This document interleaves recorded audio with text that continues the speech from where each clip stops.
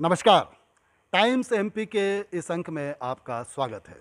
अभी तक हम बात करते आए हैं कि किस तरह से इस कोरोना की महामारी में आम जनता ने एक दूसरे का साथ देते हुए इस पर विजय प्राप्त करने की कोशिश की। किस तरह से शासन, प्रशासन, जनप्रतिनिधि, सामाजिक संस्थाएं आगे आईं। लेकिन कुछ लोग ऐसे थे या भी हैं जो लगातार पिछले 1 या सवा साल से ज़मीनी स्तर पर देख रहे हैं। वो प्रिंट मीडिया की निगाहें हों या वो इलेक्ट्रॉनिक मीडिया की निगाहें हों, दोनों सामाजिक सरोकार को लेकर बीच में आई। लेकिन आज हमारे पास 2 ऐसे हस्ताक्षर हैं जो लंबे समय से मीडिया क्षेत्र से जुड़े हुए हैं। मेरे साथ हैं दैनिक अग्निबाण के ब्यूरो प्रमुख देवास के तरुण मेहता जी, और प्रिंट मीडिया के माध्यम से लगातार वो देखते रहे हैं, नज़र जो है उनने अपनी बनाए रखी। और आज की सूरत हाल क्या है, इस पर हम चर्चा करेंगे तरुण मेहता जी से। और साथ ही इलेक्ट्रॉनिक मीडिया का एक जाना पहचाना नाम दिलीप मिश्रा।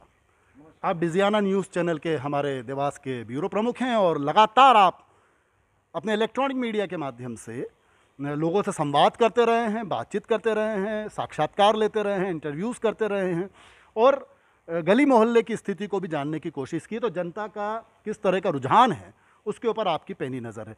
तो बात वही है कि पहले हमने एक एपिसोड बनाया था कि लॉकडाउन कितना पास कितना दूर, और देखिएगा हमारे इस एपिसोड के बाद ही दिलीप जी 7 या 8 दिन बाद एक क्रमबद्ध लॉकडाउन घोषित हुआ।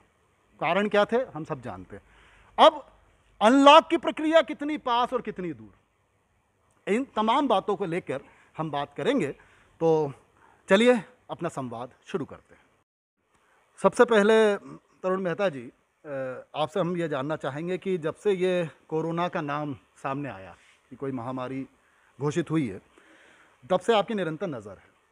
तो जब पिछली बार अनलॉक हुआ, मतलब एक लॉकडाउन के बाद अनलॉक हुआ, तो उस अनलॉक से लेके और ये जो विकराल रूप धारण किया, इसके बीच का जो पीरियड है उसके ऊपर एक नज़र डालिए कि आपका क्या अनुभव है कि आखिर इस दौरान ऐसा क्या हुआ जो नहीं होना चाहिए था या और सुधार किया जा सकता था। पिछले लॉकडाउन से इस लॉकडाउन के बीच में 10 महीने में एक नवंबर दिसंबर का महीना आया था, जब त्यौहार और शादियों का सीज़न चालू हुआ था। उस समय दिसंबर एंड में जनवरी के शुरुआत में के बीच में काफ़ी केसेस बढ़े थे। क्योंकि लोगों ने शादी ब्याह और त्योहारों के समय अपनी सोशल डिस्टेंसिंग, जो कोविड की गाइडलाइन है, उसका पालन नहीं किया था, जिसके कारण एकदम बीमारी थोड़ी सी बढ़ी थी। फिर लोगों में सतर्कता बढ़ाई, फिर पीछे हटे, लोग स्वस्थ हुए, लोगों ने गाइडलाइन का पालन करना आपने देखा हो फरवरी में फिर छोड़ा, जिसके कारण अप्रैल के मार्च के एंड से अप्रैल के फर्स्ट वीक के जाते आते इसकी शुरुआत हुई और अप्रैल सेकंड वीक बाद एकदम ये हाइट पे आया कोरोना। और जैसे ही हाइट पे आया हम लोग संभलते उसके पहले ही स्थिति बेकाबू हो गई। ये स्थिति जो बेकाबू हुई, मेरा ये कहना है कि आप देखिए, एक पत्रकार की नज़र से देखिए, हम एक आम आदमी की नज़र से बात करेंगे वो एक अलग बात होगी, प्रशासन की नज़र से बात करेंगे एक अलग बात होगी, पर एक पत्रकार की नज़र से, क्योंकि आपके पास प्रशासन की जितनी भी एक्टिविटीज़ होती है वो पहुंचती हैं। तो ये 5 या 6 महीने का जो पीरियड रहा, उस दौरान सबको मालूम था कि बहुत ज़्यादा तादाद में लोग सड़कों पे हैं। तो उस समय आप क्या महसूस कर रहे थे कि किस तरह के कदम उठाए जाने चाहिए जिसकी कमी आपको महसूस हो रही थी? सबसे बड़ी 75 से 80% लोगों ने मास्क लगाना छोड़ दिया था। आपने सड़कों पे देखा होगा, जगह जगह कहीं कोई भले वाहन चलाने वाला हो, बस वाला हो, बस में सवारी हो, या ठेले पे सामान बेचने वाला हो, या एक दुकानदार हो, 15 से 20% ही लोग ऐसे थे जो मास्क लगा रहे थे। और वो आज भी सुरक्षित है, भले मीडिया वाले हों, प्रशासनिक अधिकारी हो।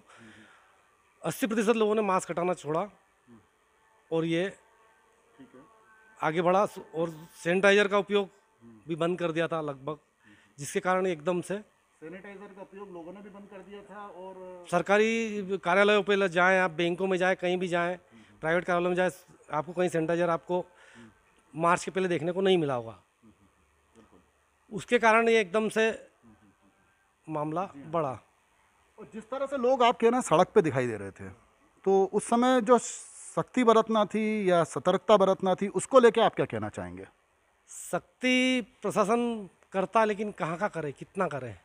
प्रशासन के पास भी एक छोटा सा मुट्ठी भर अमला है, वो अपने काम करे या क्या करे। जैसे ही अनलॉक हुआ कि वो अपने काम में व्यस्त हो जाता है, क्योंकि उनके पास भी बहुत सारे काम रहते हैं, पेंडिंग काम। उस चक्कर में वो अपने काम में लग जाता है। कुल मिला के जो काम पेंडिंग थे उनको निपटाना था, दूसरी चीज़ें भी थी, है ना। ये तमाम चीज़ें आपने बताई कि वो एक लिमिटेशंस थी। लेकिन दूसरी बात ये थी कि जैसे ये लहर आई, तो जैसे आपको ऐसा लगा कि जैसे जिला अस्पताल की बात करें हम, या प्रशासनिक तंत्र के अंदर जितने भी संसाधन हैं जो जुटाए गए थे, वेंटिलेटर्स हैं, ये है वो हैं, क्या उसमें बढ़ोतरी हुई समय रहते, या वो वहीं के वहीं स्टॉप हो गए थे? क्या आपके पास इस बात को लेके सूचनाएं आई? प्रेस नोट के माध्यम से भी कई चीज़ें आपको मालूम पड़ती रही होंगी।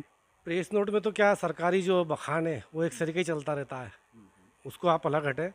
जैसे पहले भी 10 बेड का आपका जिला अस्पताल में आईसीयू था, आज भी है, उसको बढ़ना था, नहीं बढ़ाया। जनवरी में हमारे को ऑक्सीजन प्लांट शासन ने स्वीकृत करा था, उसकी तरफ ध्यान नहीं दिया कि वो आके लग जाए। कभी भी अपने को ऑक्सीजन लगे तो कम से कम लग तो जाए। जनवरी, फरवरी, मार्च, सब अप्रैल सब निकाल दिए, आज तक नहीं लगा। अब आया तो विधायक निधि जी, हमारे माननीय विधायक जी ने राशि स्वीकृत करी, वो प्लांट आया है ना। हमारे पास 4 ऑक्सीजन प्लांट की स्वीकृति आई है, जैसा मेरे को मालूम पड़ा है। एक विधायक जी का है, एक राज्य शासन का है, एक केंद्र ने स्वीकृत करा है, और एक और केंद्र के CSR फंड से भी आ रहा है। अगर हम ये समय रहते, जैसे बात चल रही कि तीसरी लहर आने वाली है, ये सारी तैयारियां, कुछ वेंटिलेटर आए, सब अभी समय है कि अब वापस कोरोना पीक से नीचे आ रहा है, तो हम जून जुलाई में सारी व्यवस्था है वो करके रख लें। जैसा आपके घर में शादी है 6 महीने बाद, आप तैयारी 6 महीने पहले से करते हैं, कोई भी कार्यक्रम है, तो वैसे ही आज तैयारी आप जो आने वाला, अगर भगवान करे नहीं आए, लेकिन आ गया तो क्या होगा, तैयारी आपके पास होना चाहिए। कुल मिला के बहुत अच्छी बात आपने कही है तरुण जी कि 6 महीने बाद अगर शादियां होती तो भी हर घर में तैयारियां शुरू हो जाती हैं, और तीसरी लहर की बात आ रही है तो बच्चों को लेके भी परेशानियां शुरू हो गई हैं। कुछ ऐसी सूचनाएं बताएं कि बच्चों की स्थिति क्या है अभी? अभी आज ही 4 बच्चे 18 साल से कम, जो वो स्वास्थ्य विभाग की बुलेटिन है उसमें आए हैं, रोज़ आ रहे हैं, कभी 2 कभी 4 भी। बीच में इसी सप्ताह में मेरा अंदाज है करीब 3 दर्जन, 2.5 से 3 दर्जन बच्चे पॉजिटिव आ गए हैं, जिनका रिकॉर्ड भी है। कुछ बच्चे अस्पताल में भर्ती हैं।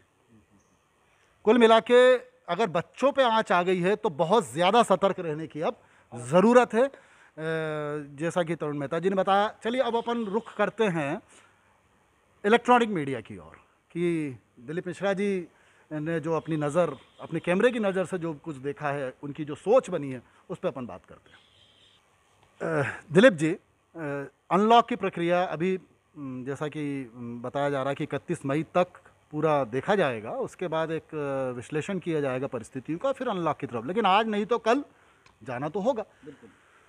किस तरह से देखते हैं आपका आगे का अनलॉक? क्योंकि देखिए बच्चों पे भी अब आंच आने लगी है।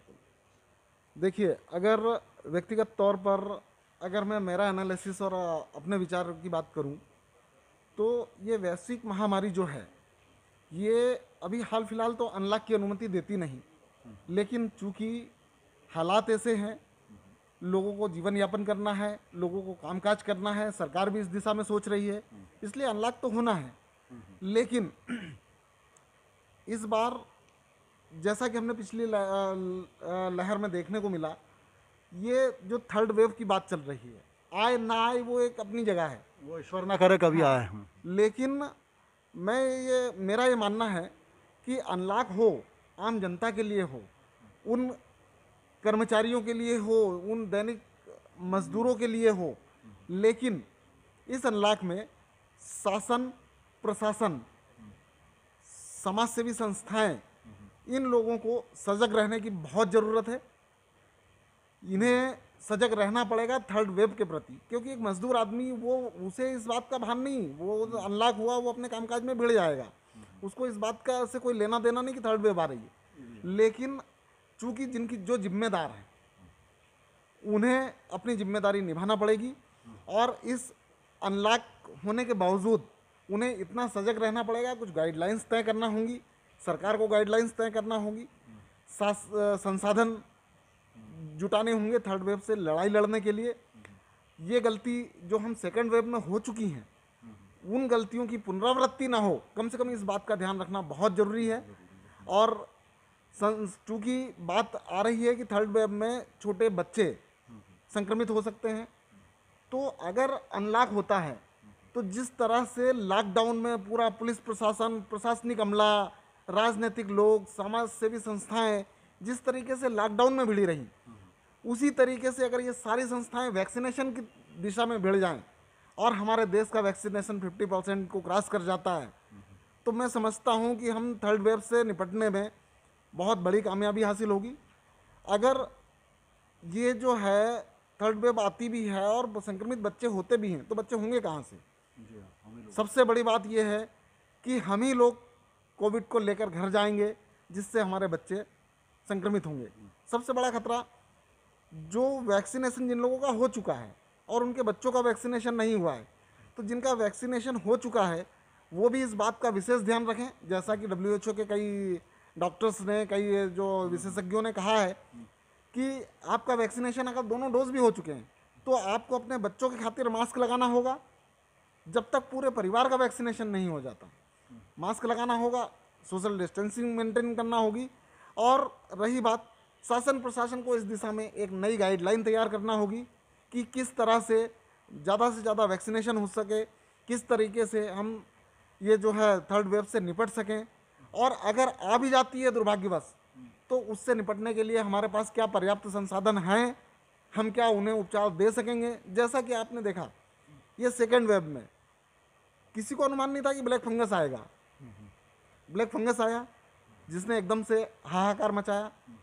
हो सकता है थर्ड वेव में इसी तरीके के कोई नए सिम्टम्स क्रिएट हो जाएं, तो हमें उस दिशा में भी सोचना होगा। ये अच्छा सोचने का काम अगर हम बात करें कि WHO, ICMR के बड़े बड़े विशेषज्ञों का, एम्स का, ऐसा नहीं है। हम भी सोच सकते हैं, आप भी सोच सकते हैं, शासन प्रशासन के जिम्मेदारों को भी सोचना चाहिए कि हम अगर भगवान ना करे थर्ड वेव में कोई नई बीमारी निकल कर सामने आ गई। म्यूटेट हो रहा है, वायरस तो म्यूटेट हो रहा है ना। बिल्कुल, वो अपना रंग बदल रहा है, रूप बदल रहा है। अभी जैसे प्रधानमंत्री जी ने कहा धूर्त है, निश्चित तौर पर वो दिखाई दिया।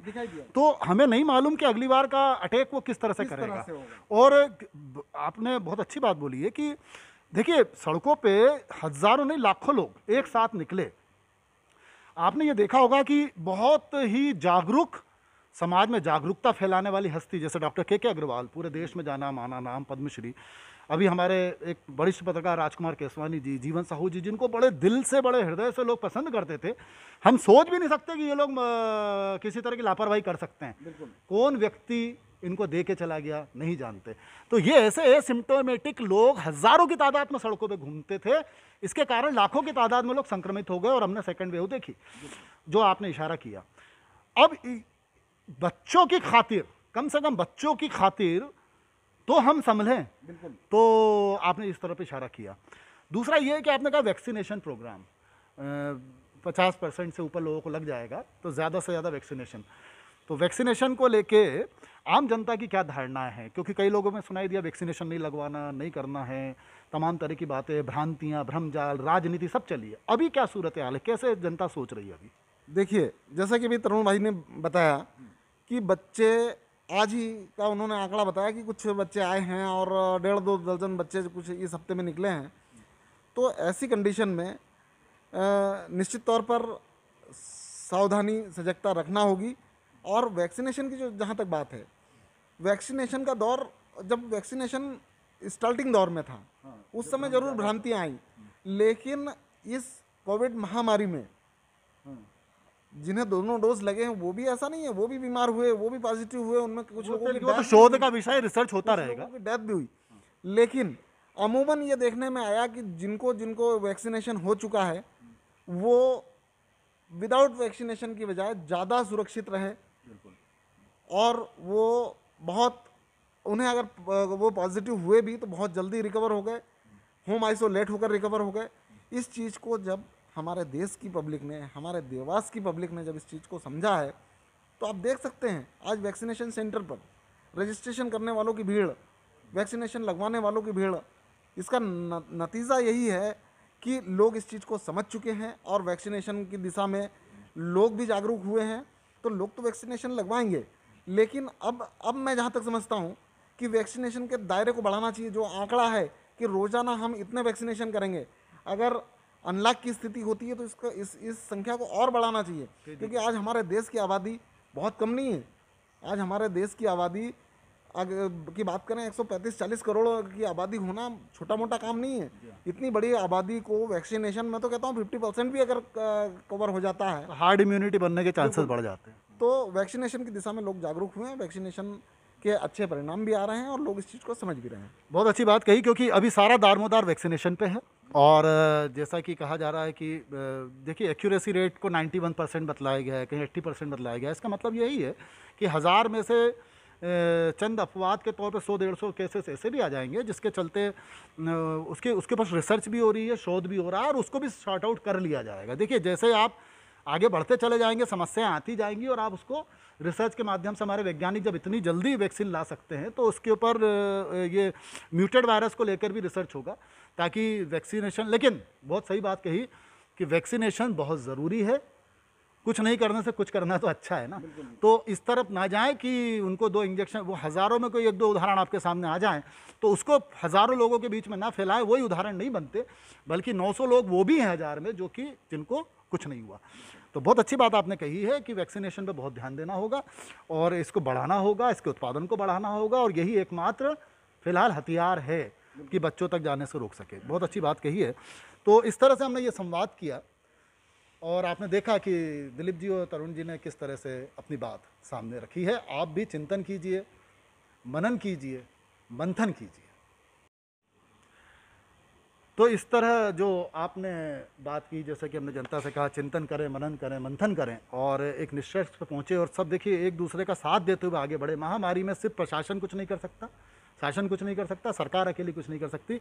हमारे देश की एक स्वाभाविक तासीर है, लंगर वाला देश है हमारा, लंगर खिलाता है। और आपने देखा इस बार ऑक्सीजन के भी लंगर लग गए थे, किस तरह से ऑक्सीजन संस्थाओं ने दिए, वेंटिलेटर दिए, ऑक्सीजन कंसंट्रेटर दिए, सब स्फूर्त पड़ोसियों की मदद की।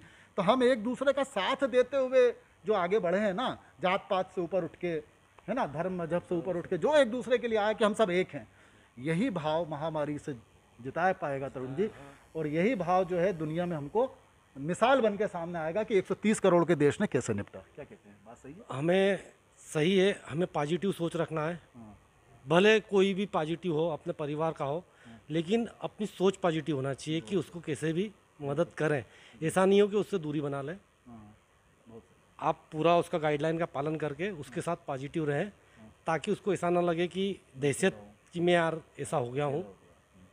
ये चीज़ विशेष ध्यान रखें। बहुत अच्छी बात कही है कि मैं अकेलापन से उसको बचाना है, क्योंकि आगे चल के नहीं तो डिप्रेशन जैसी समस्याएं भी सामने आ जाएंगी। आपका भी यही कमोवेश कहना है। तो इस तरह से हम इस संवाद को यहीं समाप्त करते हैं। आप हमारे इस संवाद पे कमेंट्स भी कीजिए और हम चाहेंगे कि आप हमारे पसंद आया लाइक कीजिए, सब्सक्राइब कीजिए, अपने कमेंट्स दीजिए और हमारे चैनल को हौसला प्रदान कीजिए। बहुत बहुत धन्यवाद। जय हिंद।